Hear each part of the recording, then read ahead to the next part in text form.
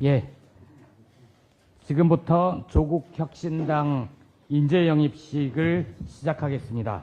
안녕하십니까. 오늘 조국혁신당 인재영입식 진행을 맡은 저는 대변인 김보협입니다.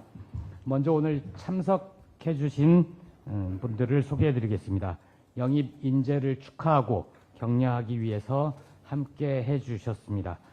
조국혁신당 대표이자 인재영입위원장을 겸직하고 있는 조국 대표 오셨습니다. 다음은 황운하 원내대표님 오셨습니다. 조국혁신당 부산시당 김호범 위원장님 오셨습니다. 김선민 최고위원님 오셨습니다. 수석 최고위원님이십니다. 다음으로 황명필 조윤정 최고위원님 오셨습니다. 서왕진 정책위 의장님 함께 해주고 계시고요. 그리고 황현선 사무총장님 오셨습니다. 차규근 의원님 오셨습니다. 예, 그럼 오늘의 주인공 조국혁신당의 영입 인재를 소개해 드리겠습니다. 류재성 변호사입니다. 부산대학교 법학과를 졸업했고요. 민주사회를 위한 변호사 모임 사무차장을 역임했습니다. 인권 변호사로 활동했고 부산지방법원에서 국선 전담 변호사를 지냈습니다. 인권과 환경 분야의 전문가로 평가를 받고 있습니다. 영입식 직전에 열린 조국혁신당 최고위원회에서 의결을 통해서 조국혁신당 국가균형발전특별위원회 위원장으로 선임됐습니다. 류재성 변호사님을 모시겠습니다.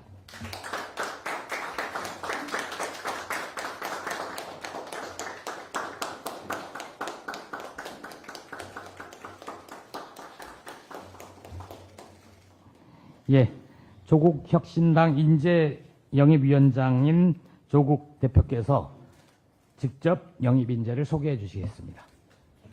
안녕하십니까. 조국혁신당 대표 조국입니다. 오늘 여기 계신 분들과 국민 여러분들께 제가 자신 있게 소개할 분이 계십니다. 바로 제 옆에 계신 류재성 변호사님입니다. 저는 7월 20일 전국 당원대 대표 수락연설에서 차세대 DJ 새로운 노무현을 발굴해 조국혁신당의 이름으로 국민께 선보이겠다라고 약속했습니다. 저는 혁신당 인재영입위원장으로서 그 약속을 지킵니다. 바로 류 변호사님이 차세대 DJ 새로운 노무현 중에 한 명입니다. 류 변호사님은 부산에서 초, 중, 고 대학을 나온 부산 토박이, 요즘 말로 찐 부산 사람입니다. 둘이 있을 때 고향 말도 편하게 주고받는 사이입니다. 제가 잘 아는 변호사님들은 다들 왜 그렇게 사시는지 모르겠습니다. 돌아가신 노무현 변호사님, 지금은 활동하지 않는 문재인 변호사님, 다들 돈을 잘 못 법니다. 아니, 정확히는 돈을 안 벌었습니다. 인권이나 노동 문제, 어려운 사람 돕는 일에 발벗고 나서셨습니다. 류 변호사님도 마찬가지입니다. 사법연수원 수료하시고 국가정보원 과거사 진실규명위원회 조사관을 시작으로 민변사무차장, 국가인권위원회 전문위원, 부산지방법원 국선변호인, 해군, 부산교육청, 공군 등 성희롱 폭력조사 심의 자문위원 등 여러 활동을 하셨습니다. 검찰개혁에 대한 확고한 신념을 가지신 것은 말할 나위도 없습니다. 평생 늘 사회적 약자 곁에서 억압에 맞서 싸우셨습니다. 근래 돈 많이 버셨는지 모르겠습니다. 제가 알고 있는 경력상 돈을 잘 안 버셨습니다. 또한 부산시 감사관과 초대 감사위원장, 부산시설공단 계약심의위원, 한국자산관리공사와 신용보증기금 소송위임 변호사 등 행정부문 경험도 매우 풍부합니다. 그가 걸어온 길이 그의 명함입니다. 류 변호사님은 정치에 들어와서도 인권, 환경, 약자를 위한 발걸음을 멈추지 않을 것입니다. 류 변호사님은 오늘부터 우리 당 국가균형발전특별위원회 위원장을 맡아주시기로 하였습니다. 지방 소멸이 가속화되고 있는 지금 우리 당에서 가장 주력해야 할 일입니다. 많은 기대를 하고 있고 잘 부탁드리겠습니다. 여러분께 다시 한번 자신 있게 소개합니다. 류재성 변호사님입니다.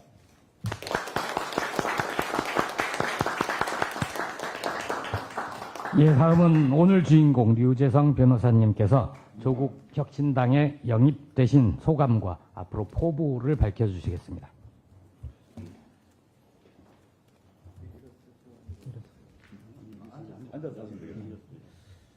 예, 너무 과분하게 띄워주셔서 몸둘 바를 모르겠습니다.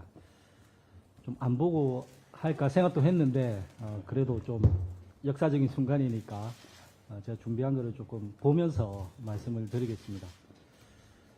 예, 입추가 벌써 지났고 내일이 처서인데 처서가 코앞인데 지금 폭염과 열대야가 가실 줄을 모르고 있습니다.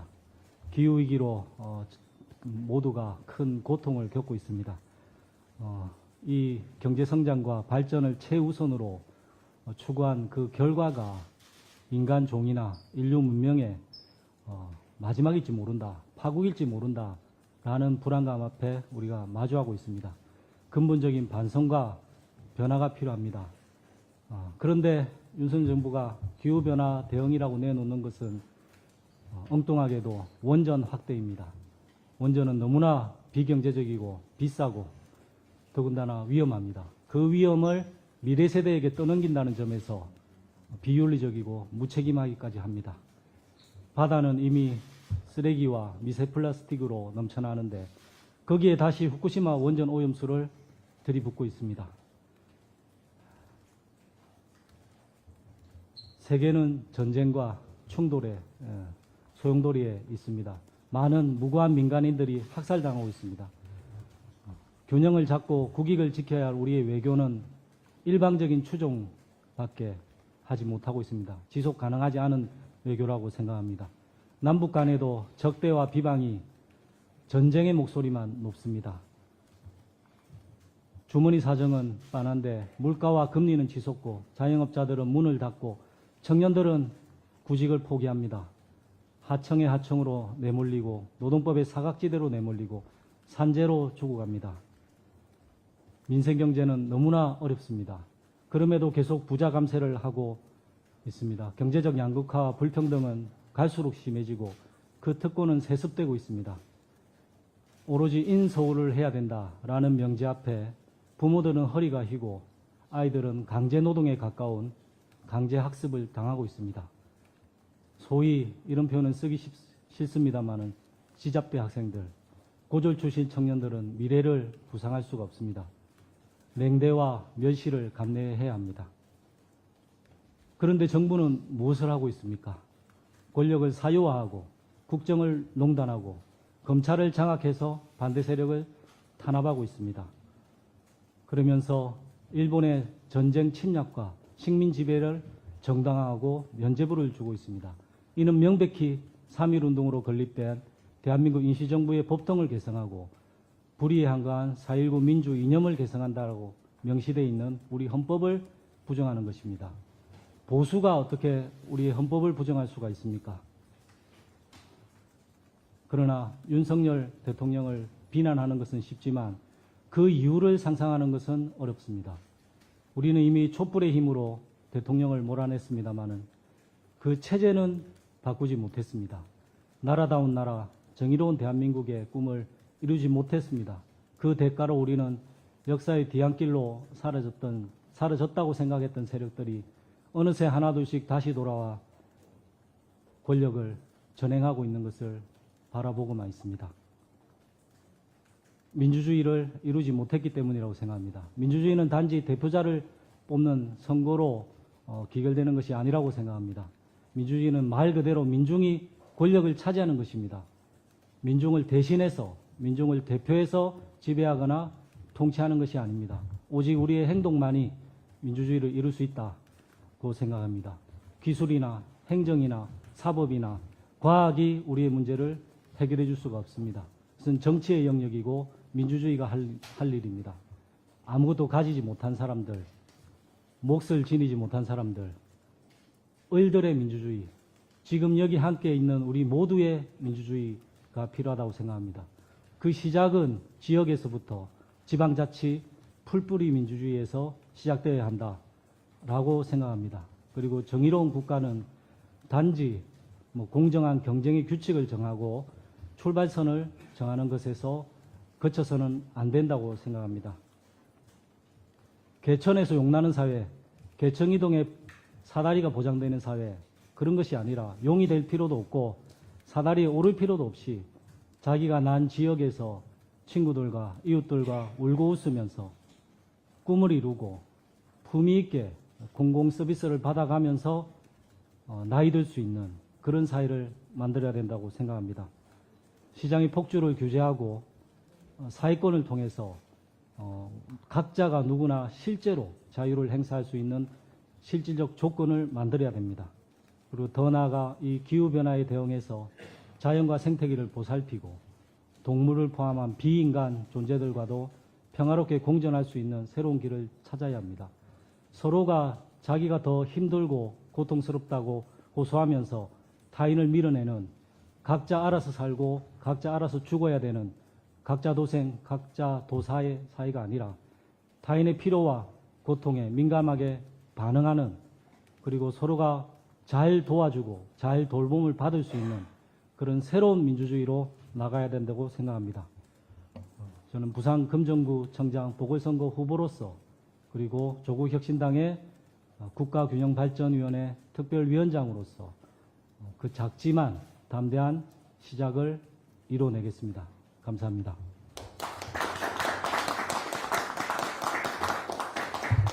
예, 류재성 국가균형발전위원장님의 말씀 잘 들었습니다.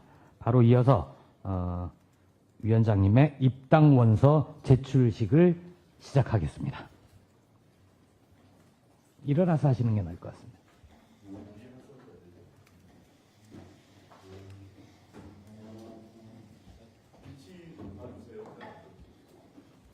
입당 원서를 앞에 한번 보여주시고, 예.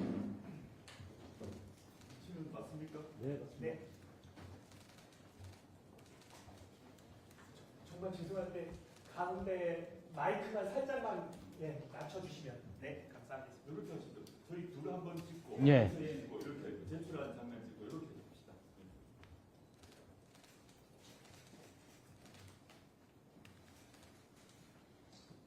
웃으시죠? 네,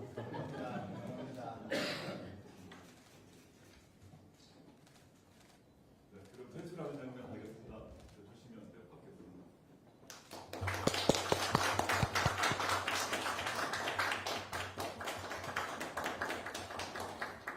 최고위원분들하고 시장위원장님 조금 왼쪽으로 살짝. 일로 우리 오른쪽으로 한 거는 우리 오른쪽으로 한 거예요.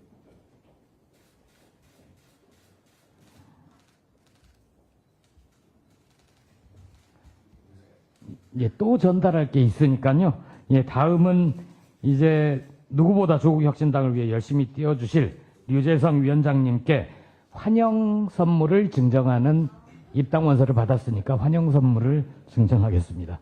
먼저 배지 부착해 주시고요. 예.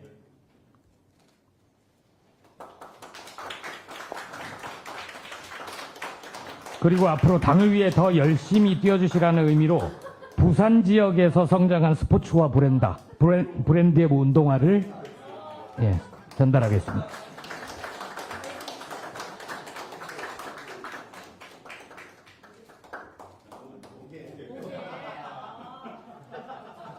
적어도 우리 당 색깔은 없습니다.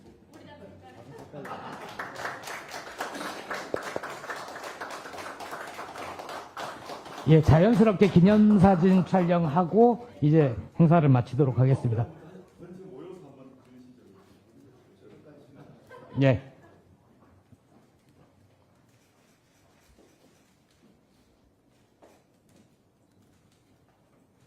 예, 이것으로 조국혁신당 인재영입식을 마치겠습니다. 고맙습니다.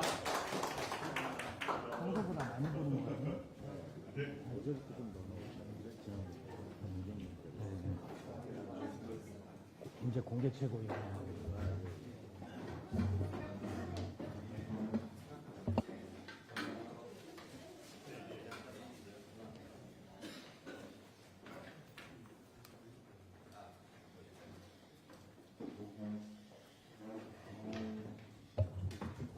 네, 자리를 정돈 끝나는 대로 바로 최고위원을 시작하겠습니다.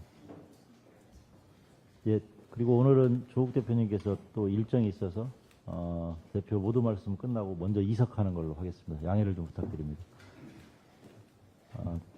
최고위원의 공개 발언을 시작하겠습니다. 안녕하십니까. 조국혁신당 대표 조국입니다. 대통령은 국민을 통합하기 위한 노력을 멈추면 안 됩니다. 그러나 윤석열 대통령은 정반대의 길을 가고 있습니다. 국민을 통합하기는커녕 끊임없이 갈라치고 분열시키려고 합니다. 윤 대통령에게는 5천만 국민은 안중에도 없고 내편과 정만 보이는 것 같습니다. 검사만 해봤기 때문일까요? 마주한 사람이 피의자냐 아니냐만 따지는 것 같습니다. 그제 한미연합 군사훈련인 을지 자유의 방패가 시작되었을 때 윤 대통령은 국무회의에서 자유민주주의 체제를 위협하는 반국가 세력들이 곳곳에서 압력하고 있다고 말했습니다. 앞서 8.15 경축사에서는 느닷없이 사이비 지식인들이 가짜뉴스를 유통시키며 기득권, 이익집단을 형성하고 있다고 말했습니다. 반자유 세력, 반통일 세력, 검은 선동 세력이라고 말했습니다. 지난해에도 갈라치기 발언은 있었습니다. 4.19 혁명 기념사에서 거짓과 선동, 날조로 민주주의를 위협하는 세력들은 독재와 전체주의 편을 들면서도 곁으로는 민주주의 운동과 인권 운동과 행세를 한다라고 말했습니다. 광복절 경축사에선 공산 전체주의를 맹종하며 여론을 왜곡하고 사회를 교란하는 반국가 세력들이 활개치고 있다라고 했습니다. 이렇게 21세기 대한민국에서 대통령이란 사람이 이승만, 박정희, 전두환 등 독재자가 했던 말을 반복하고 있습니다. 자신의 일을 반대하는 이들에게는 카르텔이란 딱지를 붙입니다. 의대 정원 증원을 반대하는 의대 교수에게 반지성적, 반민주적 세력, 의사직역 카르텔이라고 규정했습니다. 과학계, 사교육시장, 노조, 시민단체에도 카르텔이라고 낙인을 찍어 공격합니다. 윤석열 대통령에게 묻겠습니다. 도대체 반국가 세력, 사기꾼, 검은 세력은 누구입니까? 윤석열 정권을 비판하는 야당이 반국가 세력입니까? 친일 매국적 행태를 비판하는 학자와 지식인이 사기꾼입니까? 아니면 대통령을 지지하지 않는 국민 60%가 검은 세력입니까? 가히 통합 파괴왕, 국민 분열왕이라고 부를만 합니다. 윤 대통령은 2022년 대선에서 0.73포인트 차로 당선되었습니다. 그 선거 결과에 대해 윤 대통령 자신이 뭐라고 했는지 기억하십니까? 이렇게 말했습니다. 국민을 편가르지 않고 통합의 정치를 하라는 국민의 간절한 호소다. 이러한 국민의 뜻을 결코 잊지 않겠다라고 말했습니다. 그래놓고 국민 갈라치기에 바로 돌입합니다. 윤 대통령은 취임사에서 비판 세력 야당에 대해 다수의 힘으로 상대의 의견을 억압하는 반지성주의라고 비난했습니다. 참으로 황당합니다. 총선 민의가 반영된 국회 다수 결정을 깡그리 무시하고 반대 세력을 억압하고 자기 마음대로 국정을 운영하는 것이 바로 반지성주의 아닙니까? 야당과 협치는 생각조차 하지 않습니다. 내내 적으로 삼고 끊임없이 이틀막을 시도합니다.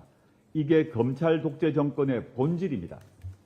스웨덴 예테보리 대학 민주주의 다양성 연구소가 지난 3월 연례보고서 민주주의 리포트를 냈습니다. 한국은 179개 나라 중 47위를 기록했습니다. 2019년 18위, 2020년과 2021년 17위에서 2022년 28위로 내려앉았습니다. 연구소는 한국을 독재화가 진행 중인 42개국 중에 하나로 꼽았습니다. 자, 이제 우리 국민은 어떻게 해야 될까요? 마침 윤석열 대통령이 취임사에서 말한 구절을 들려드리고 싶습니다. 자유는 결코 승자 독식이 아니다. 어떤 사람의 자유가 유린되거나 자유시민이 되는데 필요한 조건을 충족하지 못한다면 모든 자유시민은 연대해서 도와야 합니다. 맞습니다. 자유는 윤석열 정권의 전유물이 아닙니다. 우리 자유시민은 연대해서 서로 도와야 합니다. 그것이 바로 검찰 독재 정권에 맞서는 길입니다. 감사합니다. 제가 바로 일정이 있어서 먼저 일어나겠습니다. 양해 부탁드립니다.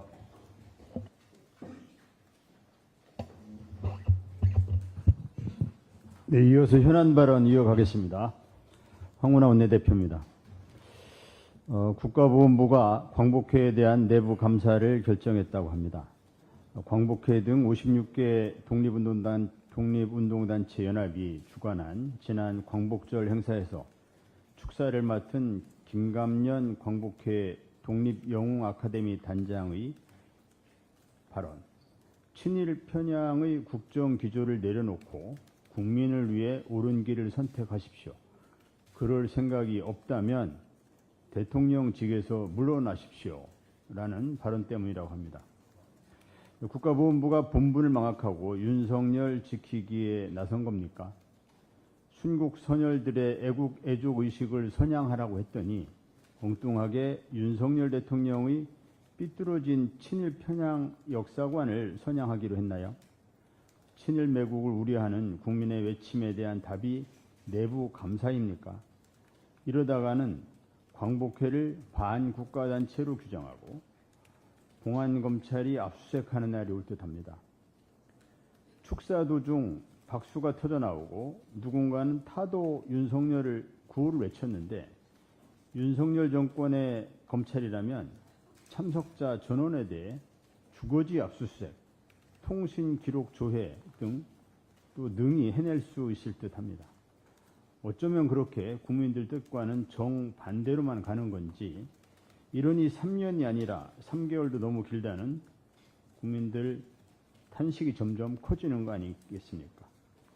입만 열면 국민 눈높이 운운하는 한동훈 대표는 윤 대통령의 국정운영 방식이 국민 눈높이에 딱 맞아서 침묵하고 있는 것인지 아니면 타도 윤석열을 외치는 국민들의 외침이 자신의 존재감을 높인다는 생각에 지금 상황을 즐기고 있는 건지 답변하기 바랍니다. 아마도 한동훈 대표의 머릿속은 온통 정치 쇼를 어떻게 할지에 대한 생각으로 꽉 차 있어서 윤 대통령에 대한 걱정이 또는 나라에 대한 걱정이 들어갈 공간은 없을 것 같습니다. 지난주 김대중 대통령 서거 15주기 추도식에서 한동훈 대표는 추도식에서의 기본 예법도 지키지 못하는 천박한 모습을 보였습니다. 머릿속에 온통 정치 쇼만 가득 차 있었기 때문일 겁니다. 입에 발린 소리로 국민들을 팔아가며 진정성 없는 쇼를 하는 것을 정치로 착각하고 있는 한동훈 대표는 양당 대표 회담 생중계나 제안하는 한심한 모습을 보였습니다. 한동훈 대표는 양당 대표 회담 생중계 정치 쇼를 제안하기 전에 윤 대통령과 최상병 특검법, 김건희 특검법에 대해 허심탄회하게 의논하십시오. 거부권 행사 명분이 제거되는 제3자 추천 방식 특검법에 대해 진솔하게 논의하는 모습이 생중계된다면 참을 수 없는 가벼움이라는 비판은 면할 수 있지 않겠습니까? 그럴 용기가 없으면 부디 엔터테이너가 아닌 집권 여당 대표로서의 진중함부터 배우기 바랍니다. 이상입니다. 최고위원 김선민입니다. 고 태풍 종대리가 서해로 북상하면서 중부지방 곳곳에 벼락과 돌풍을 동반한 강한 비를 뿌리고 있습니다. 전국 각지에 호우주의보 혹은 강풍주의보, 폭풍해일주의보가 내려졌습니다. 자연재해가 예상될 때마다 피해 없기를 누구나 기원하지만 올해는 특별합니다. 무능한 정권 하에 맞는 자연재해는 그 피해가 훨씬 크기 때문입니다. 국민 여러분, 정말 태풍 피해 없도록 조심 또 조심하시기 바랍니다. 대한민국을 강타하는 것이 태풍뿐이 아닙니다. 코로나도 다시 우리를 강타하고 있습니다.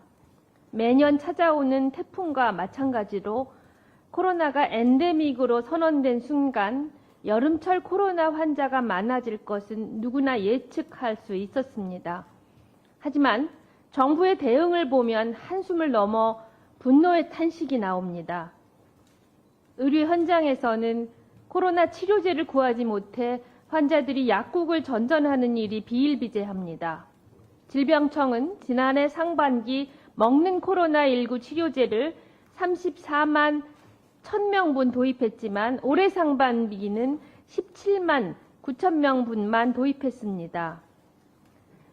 질병청은 24년 먹는 코로나 치료제 예산을 23년 대비 2,866억을 스스로 삭감한 466억 원으로 국회에 제출했고 이대로 국회에서 통과되었습니다. 코로나 약제에 대해서 건강보험 적용을 하게 되면 정부 예산은 줄여도 된다는 것이 그 이유였습니다. 그렇다면 건강보험 담당 부서는 어디입니까? 바로 국회에서 나란히 앉아있는 보건복지부입니다. 정작 보건복지부는 팍스로비드 가격이 매우 비싸 건강보험을 적용해도 소비자가 부담하는 가격이 만만치 않다며 말도 안 되는 이야기를 하고 있습니다. 정부가 정말 국민의 부담을 걱정했다면 빨리 건강보험 적용을 시킨 다음에 산정특례 등을 적용하면 환자 부담은 얼마든지 낮출 수 있습니다. 이건 전적으로 정부의 의지 탓입니다. 약가 협상을 하려면 시간이 걸린다는 핑계도 대고 있습니다. 저는 건강보험을 담당하는 산하기관인 건강보험심사평가원에서 17년을 일했습니다. 제 원장의 임기는 코로나로 시작해서 코로나로 끝났습니다. 당시 청와대는 모든 일을 챙겼습니다. 마스크 오부제, 병상 배정, 생활치료센터 운영, 정보 시스템 구축, 이런 일들은 모든 국민이 기억하고 계실 겁니다. 이런 일들을 해결할 때마다 저와 저희 임직원, 청와대, 복지부 간부들은 피땀을 흘렸습니다. 누구 한 명 군말하지 않았습니다. 지금 그 사람들은 도대체 어디에 있습니까? 어제 열린 국회 보건복지상임위원회장에서 코로나 치료 약제에 대해서는 이렇다 할 답변을 하지 못하는 장차관이 기를 쓰고 열심히 답변한 것이 있습니다. 자생한방병원의 청파전 의혹에 대한 질문에 대해서는 그 어려운 약 성분 이름까지 틀리지 않고 준비된 답변을 잘도 외웠습니다. 국민의힘 의원들도 마찬가지입니다. 그 많은 의원들이 자생한방병원의 의혹을 덮는 것이 마치 자신의 일인 듯 방어하는 모습에 저를 포함한 야당 의원들은 실소를 금할 수 없었습니다. 대통령 한 명 바뀌었다고 그 많은 인재들이 왜 엉뚱한 일에 역량을 소모해야 합니까? 윤석열 대통령님, 이제라도 오늘이라도 코로나 치료제 도입 그리고 태풍 피해 최소화를 위해 전력을 다하십시오. 질병청과 복지부 사이에 핑퐁을 치는 문제는 바로 대통령이 나서야 할 문제입니다. 자생한방병원 수호에나 매진하다가는 험한 꼴 보실 겁니다. 명심하시기 바랍니다. 감사합니다. 최고위원 홍명필입니다. 선거판에는 투표권이 없는 아이들이 지지하는 사람들이 당선된다는 얘기가 있습니다. 실제로 매우 잘 맞습니다. 이렇듯 민심의 소리가 천진난만한 아이들로부터 표출된다는 것은 삼국시대 서동요의 사례를 보아도 알 수 있습니다. 요새 초등학생들 사이에서 언쟁이 벌어지면 나오는 말이 있습니다. 너 아윤, 너 엄건. 너네 아빠 윤석열, 너네 엄마 김건희라는 뜻인데 초등학생들에게는 가장 심한 욕이라서 이 욕이 나오면 싸움의 막바지랍니다. 실제로 제가 들었다고 상상을 해봐도 무척 화가 날 것 같습니다. 우리는 정부의 실정을 비판하고 싸우는 야당의 입장이지만 국민들을 생각하면 대통령 부부가 아이들에게 이런 평가를 받는 것은 슬픈 일입니다. 이런 현상의 이유가 무엇인지 윤석열 대통령은 성찰하시기 바랍니다. 어른들은 다른 방식으로 이 정부를 평가합니다. 술을 더 마셔도 좋으니 제발 아무것도 하지 말았으면 좋겠다. 윤석열 정부에 대한 기대가 더 없기도 하거니와 손만 대면 문제가 발생하니 그렇습니다. 어떤 분은 이렇게 표현했습니다. 의료개혁한다고 설치니 의료체계가 박살나고 가짜뉴스와의 전쟁을 선포하니 언론사와 방송국이 작살나고 마약과의 전쟁을 선포하니 세간이 마약 밀수를 눈 감아주더니 광복절 날 건국이 운운한 김진태가 도지사로 있는 강원도에서는 코카인 공장이 적발되었다. 제발 아무것도 안 했으면 좋겠다. 건국절 논란으로 언론이 들끓고 독도 조형물 철거로 항의가 쏟아지며 KBS 수신료 거부 운동이 벌어지자 뉴라이트들은 변명을 시작합니다. 건국절이 아니라 건국일이라고 했다. 조형물 철거는 실수다. 나비주인 상영에 대해서 사과한다. 속지 않습니다. 그저 이 시기를 모면하려는 얕은 수작이니까요. 친일파가 광복 이후 살아남기 위해서 반공을 부르짖은 그대로 뉴라이트는 광복절에 북한을 얘기하고 반국가 세력 운운합니다. 일제치하에서는 우리 국민이 다 일본인이었기 때문에 친일이 아니라고 하던 자들이 일본의 식량과 물자 수탈에 대해서는 수탈이 아니라 수출이었다고 합니다. 아니 그들 말대로라면 자기 나라에 식량과 물자를 준 것을 수출이라고 합니까? 역사를 왜곡하며 사기를 치려 하니 말이 꼬일 수밖에 없을 것입니다. 일본은 그렇게도 이해 잘하고 너그러운 이 정부가 대한민국 국민들에게는 너무나도 야박합니다. 도대체 왜 그렇습니까? 어쩌면 우리에겐 광복 79년이지만 그들에겐 한반도를 빼앗긴 79년인지도 모르겠습니다. 정말 부탁합니다.